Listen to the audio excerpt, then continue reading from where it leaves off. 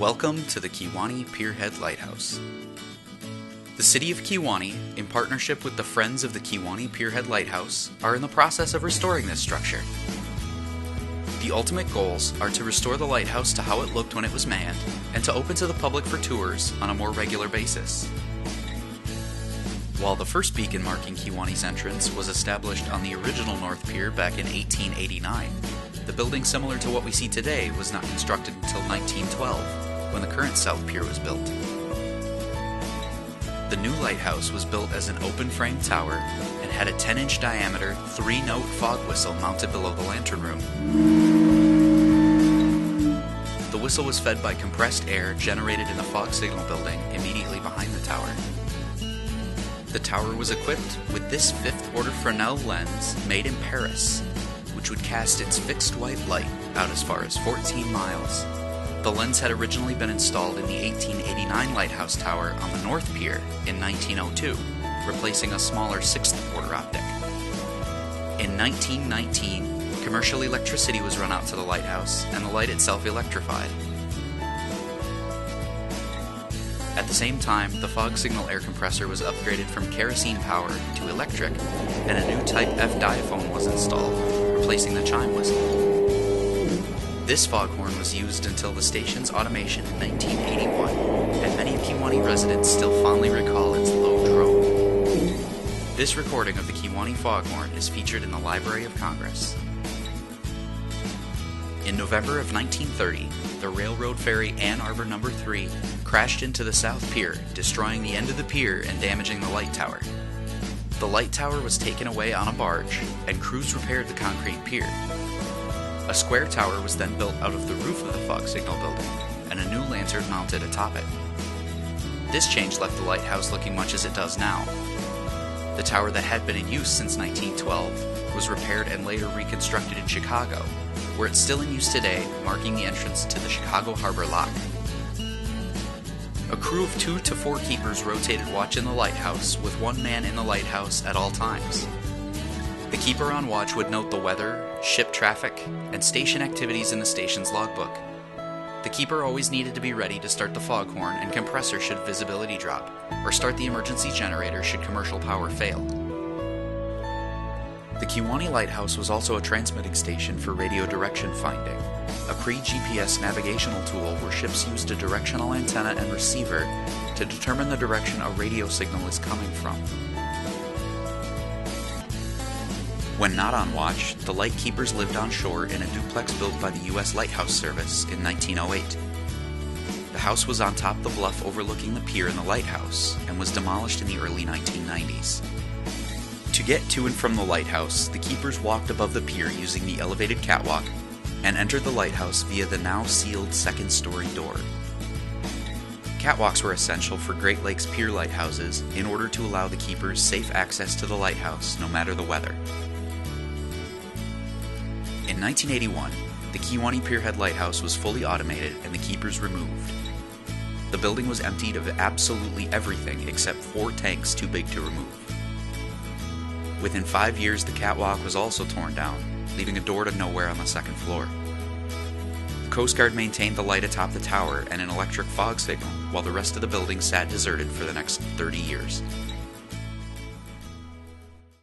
As part of excess property liquidation, the City of Kewaunee applied for and was granted ownership of the lighthouse in September of 2011. Since then, our volunteers have been attempting to raise awareness, support, and funds to restore the lighthouse. Several years of hard work behind the scenes began to pay off in 2017 when the exterior of the lighthouse underwent a major restoration, stabilizing the structure and breathing new life into the historic building. In the early morning hours of June 6, 2019, the 5th-order Fresnel lens in the lighthouse tower went dark for the final time. Later that same morning, a crew from the U.S. Coast Guard Aids to Navigation team of 2 Rivers arrived at the lighthouse to upgrade the light to a modern LED light. This change not only consumes less power, but the new light is essentially maintenance-free. Accompanying the Aids to Navigation team was lampist Kurt Fosberg. Fosberg is one of less than 6 people in the United States who is highly trained to move, service, and restore these historic and extremely fragile Fresnel lenses. Under Fosberg's direction, and with the help of the Aids to Navigation team, the lens was carefully removed from its pedestal, wrapped in plastic, and slowly lowered down through the hatches with less than an inch to spare on either side. Step by careful step, the lens was carried out of the lighthouse and onto the pier, where it was crated up for the short trip to its new home. The lens now sits inside a display case hand-built by volunteer Dan Vogel inside the Kewaunee County Historical Society's History Center. Once the delicate lens was out of the lantern room, we were able to invite visitors into the lighthouse for the first time. Scheduled tours have continued in the years that have followed, being canceled only in 2020 due to COVID. Despite being forced to cancel tours, 2020 saw the lighthouse's plywood entry door replaced with a period-accurate replica door. In 2021, the entry landing was doubled in size and railings installed to increase visitor safety. In 2022, the lighthouse and South Pier were accepted to the state and national registers of historic places. And in 2023, the steel coverings on the main level windows were removed, and 10 replica windows were installed in place of the badly deteriorated ones. Electricity was also reinstalled throughout the entire building and connected to a dusk to dawn timer. The lighthouse was lit up at night for the first time in 42 years on the night of Kewaunee's fireworks show on July 3rd. The city of Kewaunee and the Friends of the Kewaunee Pierhead Lighthouse have come a long way in just the last few years.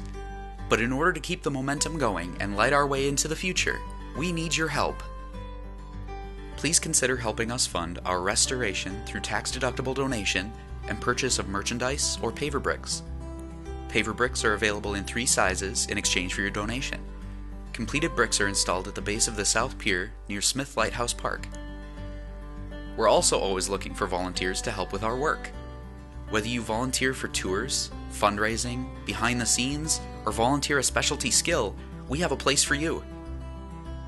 Talk to a volunteer or reach out to us on Facebook or our website, KewauneePierheadLighthouse.org. While you're in Kewaunee, be sure to tour the Tug Ludington, located along the South Harbor Wall.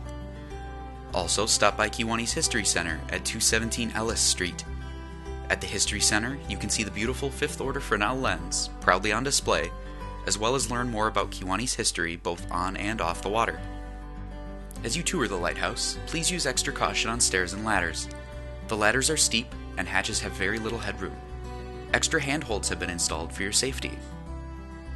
Enjoy today's tour of the Kewaunee Pierhead Lighthouse, and we hope to see you again soon.